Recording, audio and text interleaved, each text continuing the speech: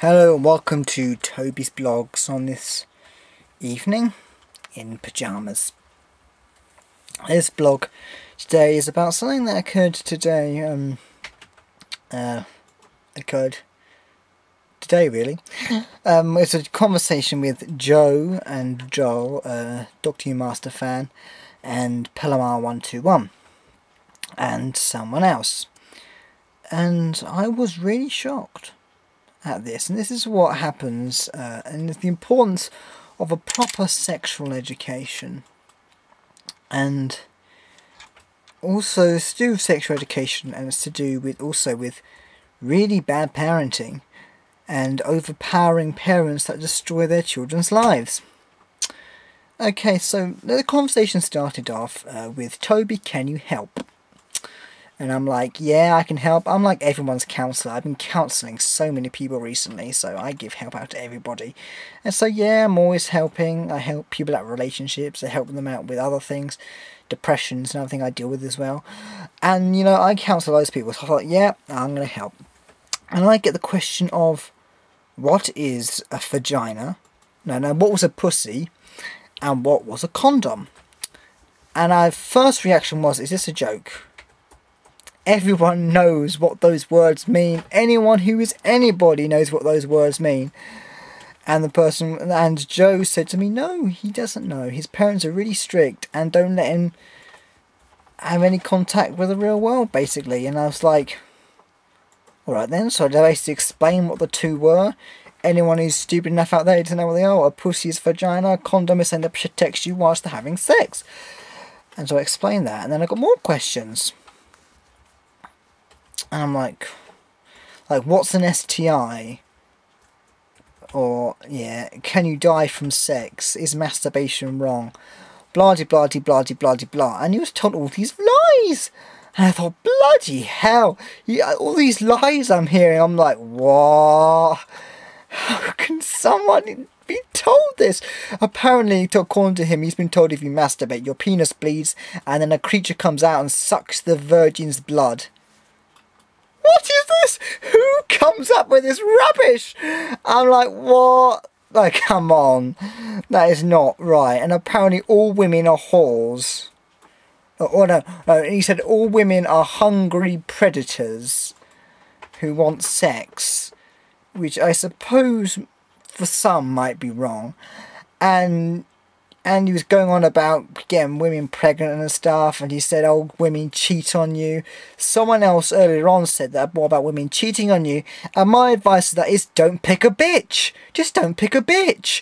Anyone who cheats on you is a total bitch and a cow. Don't pick someone. Look, if you look at someone, there's someone in my year who had huge knockers. She had long hair. She looked like a tart. I wouldn't go near her with a barge pole because I knew that she's been around the block. She's had sex nearly the entire year.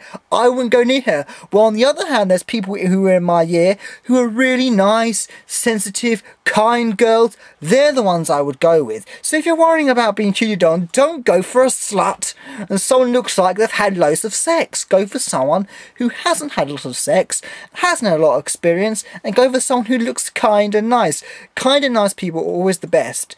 If you want to have a random shag, have it with someone who's probably got a disease or had sex 100 times. Go with the slut.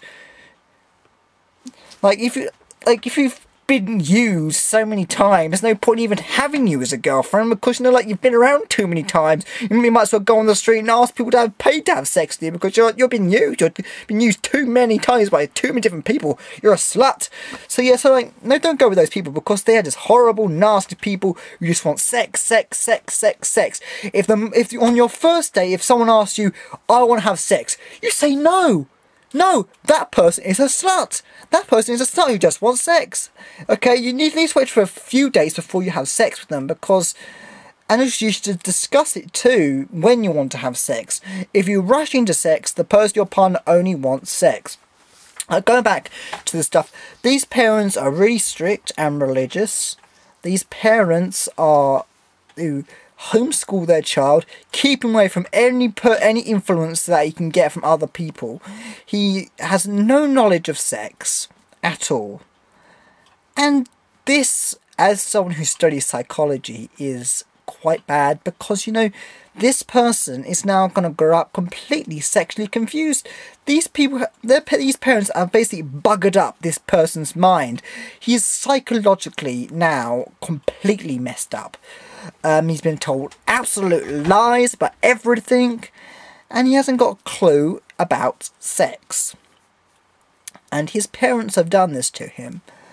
And I was so shocked beyond belief when Joseph told me the age of this child.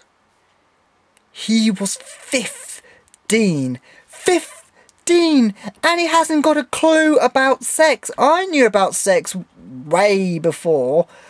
Probably when I was starting my puberty, kind of maybe like 11, 12-ish, I started learning about sex. And he hasn't learned about sex and he's 15.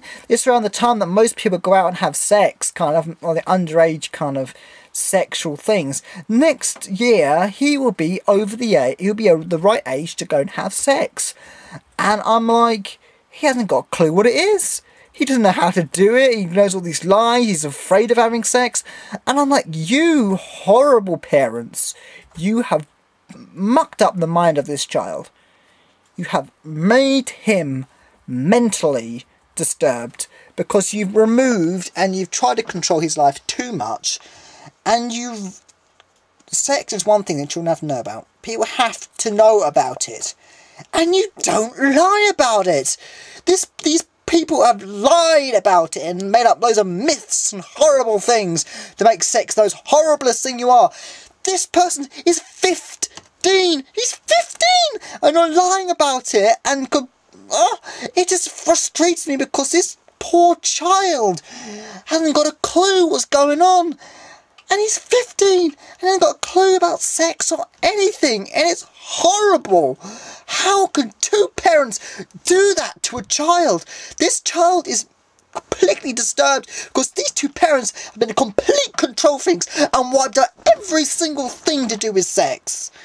And, you know, this child can't have a normal life now because he has been,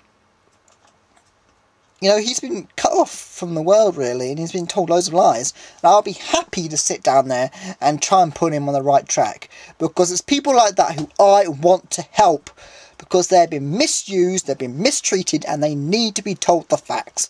And I'm there to tell them. I'm there to help anyone who wants to be helped. There's people who have suffered really depression. I've dealt with people who have been suicidal, people who have had horrible lives, and I've twisted them around and brought them back to the right world. The real world, blah blah blah. Now, people who were sexually disturbed, yeah, I will help them. I've helped people with relationships. Some people ask me about relationships, and I'll give you my truthful advice. And, you know, this is someone who I would like to help, because the parents are complete bitches. And if their parents have a go at me, I'll say, fuck off. You are the worst parents I've ever heard of. And you are the worst parents. I'm sorry if the person who I'm talking about is watching this, but, you know, that is horrible. No one does that to someone, because you're playing God with your child. It's what I don't like about parenting, is that when the child is born, they're born a blank slate. And what the child turns into is what the parents have moulded them into.